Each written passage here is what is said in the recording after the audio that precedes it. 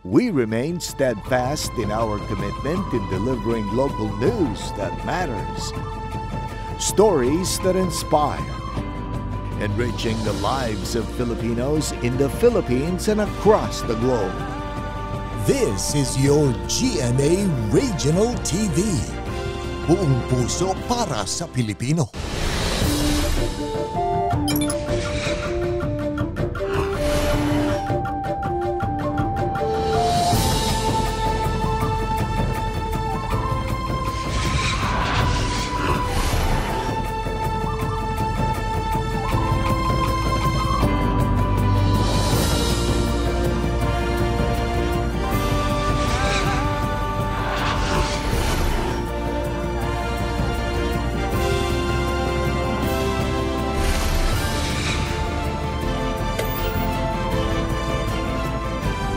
Ito ang GMA Regional TV, Balitang Southern Tagalog.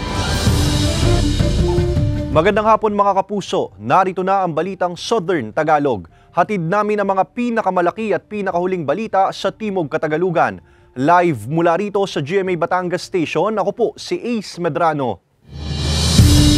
Tinupok ng apoy ang isang restaurant sa Batangas City. Ang pinagmulan ng sunog patuloy pang inaalam ng BFP. Tutukan yan sa report ni Denise Abante. Naglalagablab na apoy ang bumalot sa isang restaurant na gawa sa light materials sa bahagi ng Rizal Avenue Extension sa Barangay Santa Clara sa Batangas City pasado alas 7 ng umaga kanina. Sa CCTV footage na ito mula sa TDRO, makikita ang unti-unting paglamon ng apoy sa kainan. Ayon sa BFP Batangas City, umabot sa first alarm ang naturang sunog na idineklarang fire out alas 8 rin ng umaga kanina. Mabilis nakaresponde ang mga bumbero dahil katapat lang nito ang isang fire substation sa lungsod. Hindi naman mahirap yung access sa response no, kasi kung makikita natin katabi lang naman yung ating substation. It so happen na siguro dahil nga sa light materials yung ating establishment, mabilis siyang kinain ng apoy. Wala namang nasaktan o nasugatan sa nangyaring sunog. Ayon sa Batangas City BFP, kitang-kita raw ng traffic enforcer na si Frederick ang unti-unting paglamon ng apoy sa naturang establishmento. Nagta-traffic po ako sa gitna. Tapos may nagturo na lang sa akin mga dumadaan, may usok daw po. Ay nung tingnan ko nga po, malakas ng usok. Tumawag po na ako ng bumbero. And then, naglagablab na, dire-diretso na po yun. Mabilis lang siyang natupok talaga. Sa investigasyon ng BFP, nagmula sa kusina ng kainan ang sunog. Posible umanong nakaapekto rin ang malakas na hangin lalo pa at gawa sa light materials ang establishmento kaya mabilis na kumalat ang apoy. Yung cause of fire is still under investigation. At yun yung ginagawa ng ating investigator para ma-determine agad kung saan at kung anong cause ng fire doon sa incident. Patuloy pang gumugulong ang investigasyon sa pinagmulan ng apoy na tumupok sa isa sa pinakakilala at pinakamatagal na restaurant sa lungsod. Sinisika pa ng GMA Regional TV Balitang Southern Tagalog na makuhanan ng pahayag ang may-ari ng kainan. Paalala ng BFP sa mga residente at establishment owners na magkaroon ng mga seminars and drills para aware sila. Aware sila kung anong mga dapat gawin at anong dapat pag-ingatan kasi laging ganun. Prevention is better than cure. Yan ang pinakamaganda pag-aware ka sa fire safety. Mapiprevent mo na yung sunog. Kasama si J.R. Manjares, Denise Abante, Balitang Southern Tagalog. Sugatan ng 4 na katao nang masagi ng garbage truck ang isang tricycle at sumalpok pa sa poste ng kuryente sa Batangas City. Nagbabalik sa report si Denise Abante. Sugat sa iba't ibang bahagi ng katawan ang tinamo ng 4 na kataong ito matapos masagi ng truck ng basura ang isang tricycle sa kahabaan ng Barangay Sampaga, Batangas City. Ayon sa pulisya, nag-overtake ang truck na nasa unahan ng tricycle. Ang residente na si Joel, kitang-kita raw ang nangyari mula sa kanyang kinatatayuan kaya agad niyang pinuntahan ang mga sangkot sa aksidente. Wala kami, di kami loob eh. Labas kami. Tingnan namin yung mga tao. Malakas kasi ang takbo nila eh. Sa CCTV footage na ito mula sa Barangay Sampaga, makikita ang dalawang sasakyan na binabagtas ang kahabaan ng National Road na sakop ng barangay nang bigla na lamang nag-overtake ang truck sa tricycle at nabangga ang likurang bahagi nito. Kita rin ang pagkahulog ng driver ng tricycle sa minamanehong sasakyan. Nahulog din mula sa taas ng truck ang 3 sakay nito na nagtamo ng mga sugat sa katawan.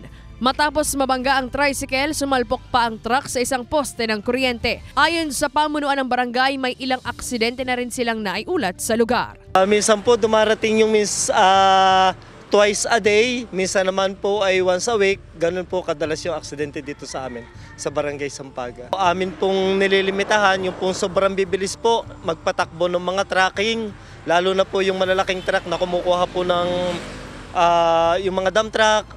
Yun po ang kalimitan na may aksidente dito sa amin sa Barangay Sampaga. Dagdag pa ng pamunuan ng barangay, naglagay na rin sila ng mga road signage upang maging babala sa mga motorista. Tumanggi na magbigay ng pahayag ang tricycle driver habang sinisika pa ng GMA Regional TV, Balitang Southern Tagalog, na makipag-ugnayan sa mga lula ng truck para sa kanilang pahayag. Iba yung pag-iingat ang paulit-ulit na paalala ng pulisya.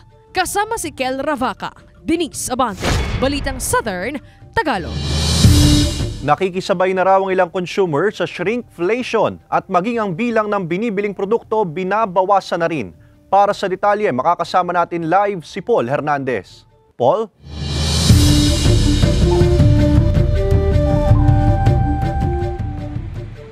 Alam mo, Ace, kinumpirma na rin kasi ng DTI na may pagtataas nga sa SRP yung gata, sabon, gayon din sa sardinas. Kaya naman todo paghigpit pa ng sinturon yung ginagawa ng ilang mga consumer. Ang dating 10 pirasong canned goods na binibili ni Jenny tuwing mag-grocery, binawasan niya na ngayong araw. Kailangan daw itong gawin para kasya pa rin sa budget niya. Kailangan po lang i-budget po yung pera para po sa pang-araw-araw na pangangailangan. Hindi lang naman po pagkain ang kailangan kasi mayroon pa pong iba pong pangangailangan ang buong pamilya. Tumaas na rin kasi ang presyo ng ilan sa mga madalas niyang binibiling produkto. Sabi ng DTI, nagmahal ang gatas, sardinas at sabon. May pending pa raw na price adjustment sa ilan pang mga produkto sa merkado. Pending pa rin instant noodles, bottled water, processed canned meat and canned beef. Condiments ay still pending. Kandila and batteries pending pa rin. Pero hindi lang price increase ang inaaray ng ilang mamimili. Napansin pang may tila pagbawas sa timbang ng ilang produkto. Masakit sa bulsa dahil tumataas yung presyo, kumukunti yung laman. Shrinkflation ang tawag dyan, na kung hindi man daw gumalaw sa datihang presyo ang produkto, sa grammage o timbang naman daw may pagbabago.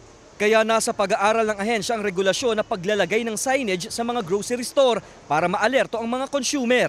Kung manufacturer, then ilalagay siya sa pakete, sa labeling, sa packaging. Kung retailer, then ilalagay siya sa shelf as a signage doon sa mga retail shelves ng mga supermarkets and grocery stores. Ganito na raw ang ginagawa sa ibang bansa at gusto ring i-adapt ng DTI. Pinagbabatayan daw ng Trade and Industry Department ang right to information ng mga mamamayan. Samantala, na-anunsyo na rin ng ahensya na pinag-iisipan na rin nila ang paglalabas ng Suggested Retail Price Bulletin tuwing may tumatamang kalamidad sa bansa. Isang sabi ng DTI ay magpapalabas naman daw sila ng direktiba oras na ipapatupad na yung paglalagay ng signages sa mga supermarket. At yan muna ang latest mula rito sa Batangas City. Ace. Maraming salamat, Paul Hernandez. Patay ang 4 na katao nang masunog ang 15 bahay sa Lucena City, Quezon. Nagbabalik sa report si Paul Hernandez. Binulabog ng nagngangalit na apoy ang residential area sa Barangay 1, Lucena City, Quezon. Mag-aalas 4 ng madaling araw kanina. Tinupok nito ang 15 bahay na karamihan ay gawa sa light materials. Sabi ng BFP Lucena City, pahirapan ang pag-apula sa sunog na umabot sa second alarm. Magkakadikit to, mga pathway lang ang ang daan dito, mga pathway lang. Yung talagang pinakamahirap na sunog, yung sa madaling araw, yung madilim. Ang masaklap, naabo na ang maraming ari-arian, 4 pa ang naiulat na nasawi. Patay ang 3 magkakaanak na edad 65, 18 at 8 anyos, pati ang isa pang residente na edad 72. PWD, based on the investigation, ito ay bedridden. So talagang mahihirapan lumabas. Sinusubukan pang makuhanan ng pahayag ng GMA Regional TV Balitang Southern Tagalog ang pamilya ng mga nasawi. Mag-aalas 6:30 kaninang umaga nang ideklarang fire out. Tansya ng BFP, 500,000 pesos ang pinsala sa sunog. Patuloy pang inaalam ang sanhi at pinagmula ng sunog. Paul Hernandez, Balitang Southern Tagalog.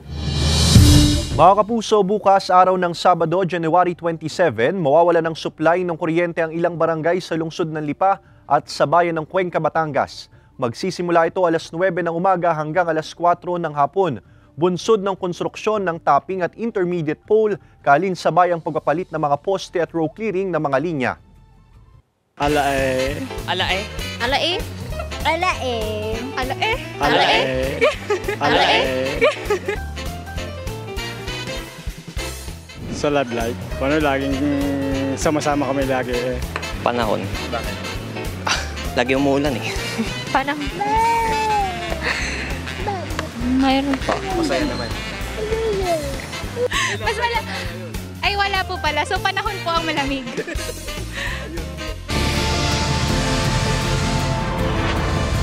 Ito ang GMA Regional TV. Balitang Southern Tagalog.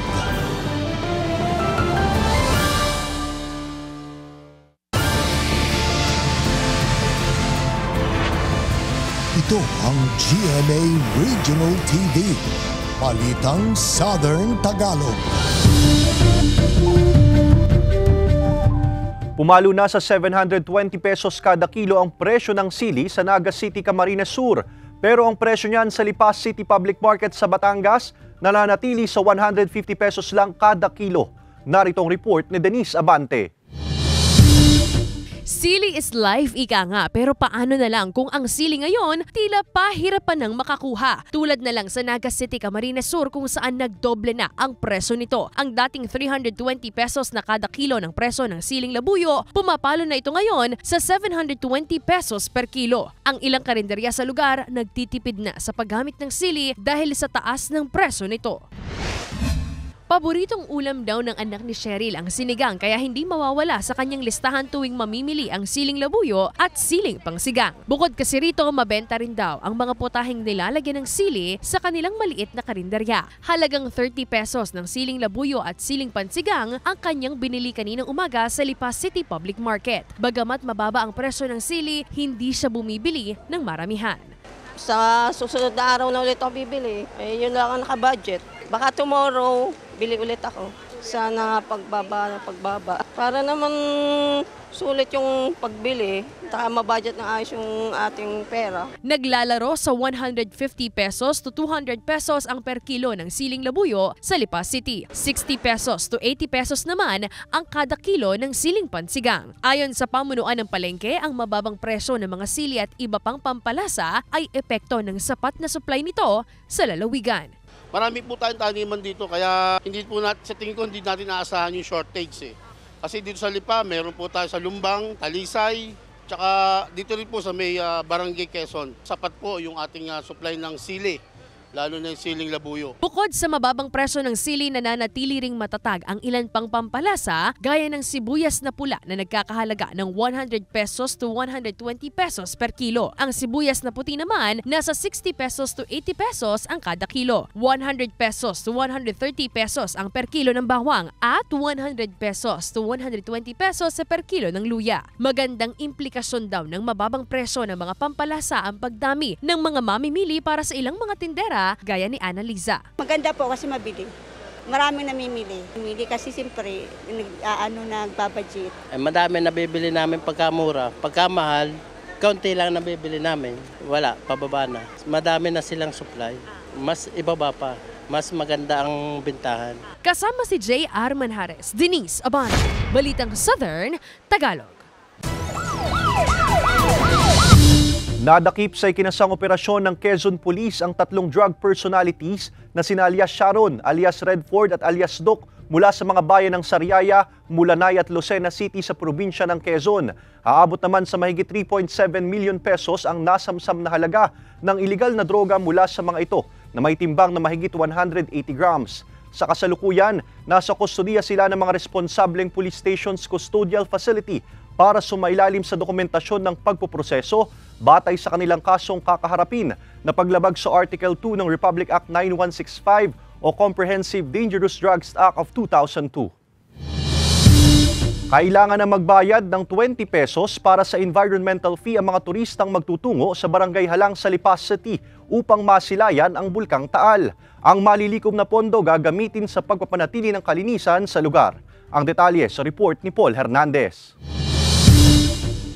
Bago ang pagpasok sa sitio Tagbakin sa Barangay Halang sa Lipa City, haharangin ang mga sasakyan ng mga taga-barangay para singilan ng 20 pesos na environmental fee ang mga mamamasyal. Pasok na yan kahit pa hanggang ilang oras ang pananatili ng mga bibisita. Bibigyan sila ng ticket, patunay na nakabayad na sila sa barangay. Ngayon po ay nagkakaroon tayo ng development, and then secondly, pagdami po kasi ng tao, paglaki ng obligasyon ng barangay. Pinupuntahan ng sitio Tagbakin ng mga namamasyal mula sa ibang lugar dahil kita rito ang makapigil hiningang tanawin ng Bulkang Taal. Naiintindihan naman daw ng mga turista ang polisiya. Okay lang naman po sa amin yung 20 pesos. Okay naman, magana naman po siya, hindi man po sa nagmamaano at 20 lang naman po. Para sa akin okay lang po, 20 pesos lang naman po. Maghapon naman po, wala naman pong inano silang oras kung kahit hanggang gabi kung gusto mo. Ayon sa barangay, nasasailalim sa isang ordinansa ang paniningil ng environmental fee. May 2022 pa nang ipasa ang ordinansa. Isinumite at pirmado ang kopya ng City LGU.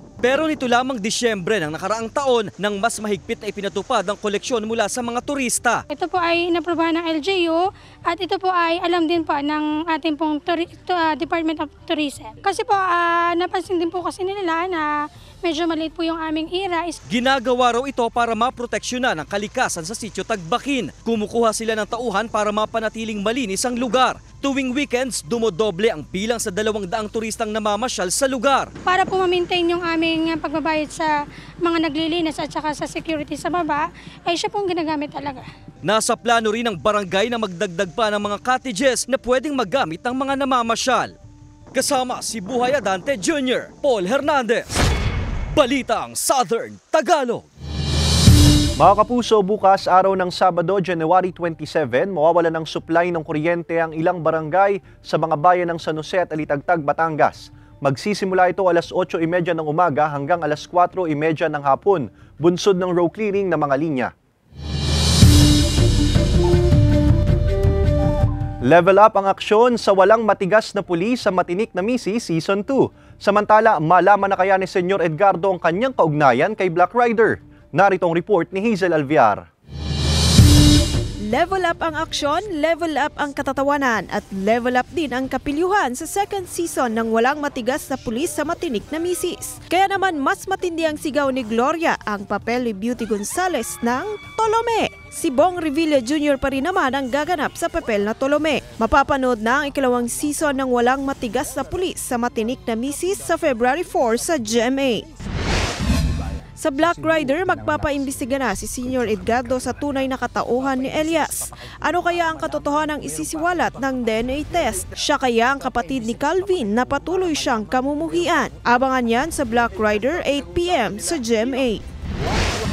Samantala sa muling pagkamatay ni Bernard, maghahanap si Angela ng mga kasagutan para tumigil ang paulit-ulit na araw. Makuha na kaya niya ang sagot na hinahanap kay Kanlaon? Ang kasagutan mamaya sa Love Die Repeat pagkatapos ng Black Rider. Hazel Alviar, Balitang Southern Tagalog. Alae. Alae. Alae. Alae. Alae. Alae. Alae. Panahon po. Bakit?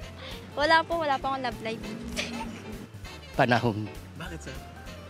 Hindi nakakalambing sa misis, matatanda na kami. Nasa life pa rin. Bakit? Mahal ko pa rin yun. Hindi maalis sa isipan. Ito ang GMA Regional TV. Balitang Southern Tagalog.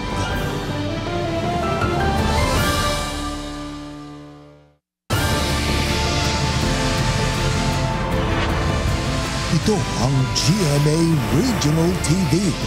Balitang Southern Tagalog.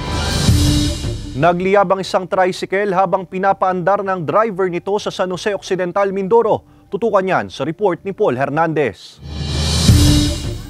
Mabilis na nilamon ng apoy ang tricycle na yan sa San Jose Occidental, Mindoro kahapon ng tanghali nang magkatagas umano sa tangke ng gas ang sasakyan. Ayon sa BFP San Jose, nakabiyahe pa raw ng umaga ang tricycle bagong insidente. Tayo magtuloy po nung pag-andar po ng makina, pag-engage niya, pero patuloy po yung pag-spark, no? So I suspect po, no, yung based on my initial assessment po, maaaring may leak yung kanyang gas tank. Kaya yun po yung cause ng initial ignition. Agad daw na bumaba ang driver nito nang mapansin ang biglang pag-usok sa tricycle. Walang sakay na pasahero sa tricycle nang mangyari ang sunog.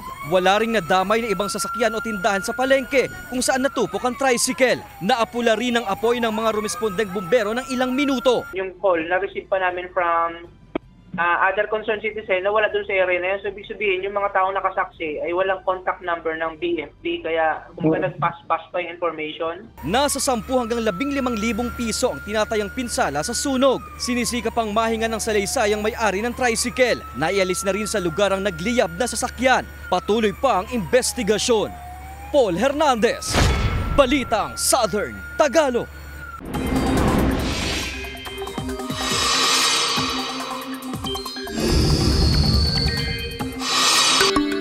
Mga kapuso, dalawang weather systems ang patuloy na iiral at makakaapekto sa bansa. Yan pa rin ang shear line at hanging amihan na apektadong Luzon at Visayas. Posible naman ang localized thunderstorm sa ilang bahagi ng Mindanao. Malamig na umaga ulit ang naranasan sa Luzon ngayong araw. Naitala ng Pag-asa ang 12.2 degrees Celsius sa Baguio City, pinakamalamig sa nasabing lungsod ngayong amihan season. 14.1 degrees Celsius naman sa La Trinidad, Benguet, at 15 degrees Celsius sa Basco, Batanes. Base sa datos ng Metro Weather, may tsansa ng ulan sa ilang lugar sa Southern Luzon, gaya ng Mindoro Provinces at Quezon. Posible ring ulanin ang iba pang bahagi ng bansa. Pinakamataas na naitala ng PHIVOLCS ang mahigit 15,000 tons na sulfur dioxide emission ng Bulkang Taal ngayong buwan. Samantala, ang malakas na hangin nakatutulong para hindi makabuo ng volcanic smog o VOG ayon sa ahensya. Alamin yan sa report ni Paul Hernandez. Patunay ang mahina hanggang sa katamtamang lakas ng alon ng lawas sa lakas ng hangin na nararanasan sa Taal Lake kaninang umaga. Maging ang usok na nakikitang lumalabas mula sa bunganga ng Bulkang Taal, hindi magawang makaangat ng tuloy-tuloy. Nawawala rin agad yan dahil sa bilis ng takbo ng hangin. Ayon sa state volcanologist na PHIVOLCS, walang volcanic smog o VOG na nabuo sa himpapawid. Medyo malakas, 6 meters per second and 600 meters high. That's 30 wind speed. Dahil malakas yung hangin, madaling ma-disperse yung steam natin. Pero sa nakalipas na 24 oras, batay sa kanilang surveillance, record high ang volume ng sulfur dioxide na pinakawalan ng bulkan ngayong taon sa 15,145 tons. Ito na raw ang pinakamataas na bilang na naitala sa pagpasok ng 2024. But yung highest recorded after the 2020 eruption is 25,456 tons per day noong October 2021. Sa kabila niyan, hindi nakapagrehistro ang ahensya ng volcanic earthquake o mahinang pagyanig sa ilalim ng bulkan sa nakalipas na 24 oras. Ang bulkan nasa alert level 1 pa rin. Ayon sa mga otoridad, ipagpatuloy ang mga nasimulang gawi sa pag-iingat dahil ang banta ng pagputok naririyan pa rin. Ang kailangan daw ay maging alerto para na rin sa sariling kaligtasan. Kasama si Buhay Adante Jr., Paul Hernandez, Balitang Southern Tagalog. Mga kapuso, narito na ang mga nanalo sa Week 1 to 4 ng Kapuso Bigay Premyo Panalo Season 8. Mag-uwi sila ng tig 100,000 pesos cash. Mga kapuso, hanggang February 2, 2024 na lang pwedeng magpadala ng entries. May chance pa kayo manalo sa mga susunod na linggo ng cash prizes at 1 million pesos cash sa Grand Draw. Mag-ingat sa fake news, fake Facebook accounts or scam text.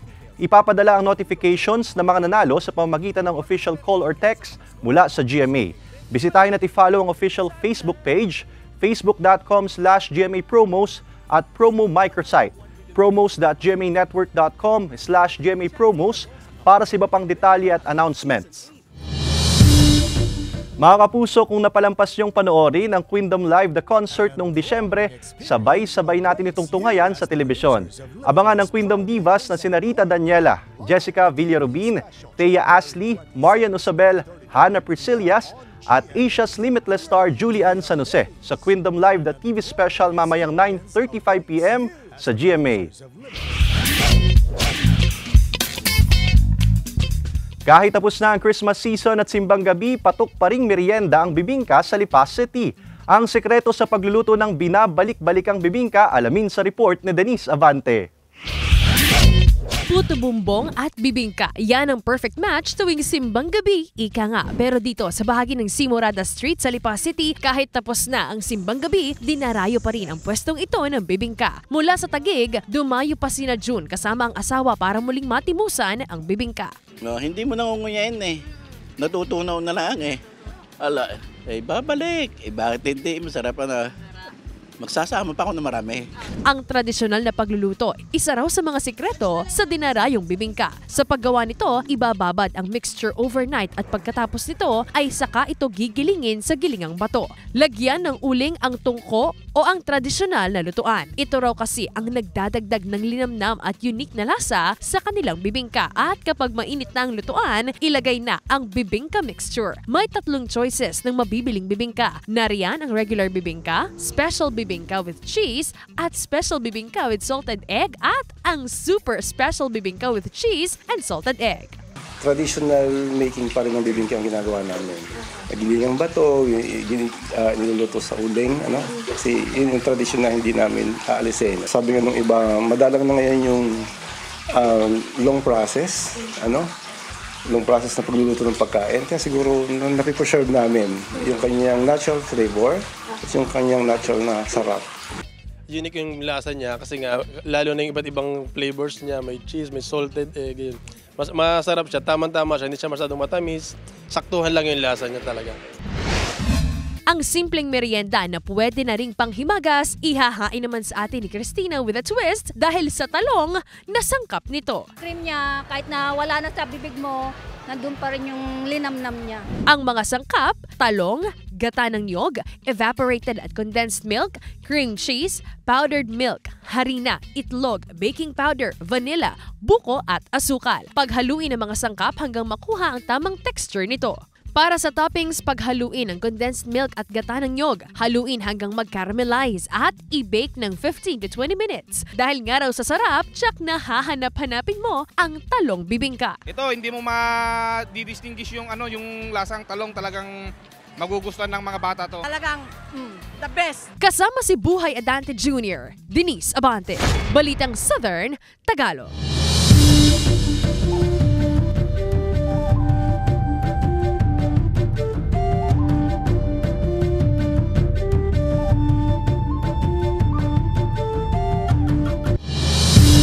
Samantala, mapapanood nyo po ang episode na ito at iba pa ang pinakahuling lokal na balita sa official website ng GMA Regional TV, www.gmaregionaltv.com. Pwede rin kayong bumisita sa aming official YouTube channel, GMA Regional TV, at i-click ang subscribe button para sa pinakamainit na balita mula sa rehiyon. Dahil sa GMA Regional TV, local news matters. At iyan ang mga pinakamalaki at pinakahuling balita sa Timog Katagalugan. Maraming salamat sa pagsama sa amin pati na mga kapuso sa ibang bansa na tumutok sa mga balita sa rehiyon. Kami, ang GMA Regional TV Balitang Southern Tagalog, buong puwersa para sa mas malaking misyon at mas malawak na paglilingkod sa bayan.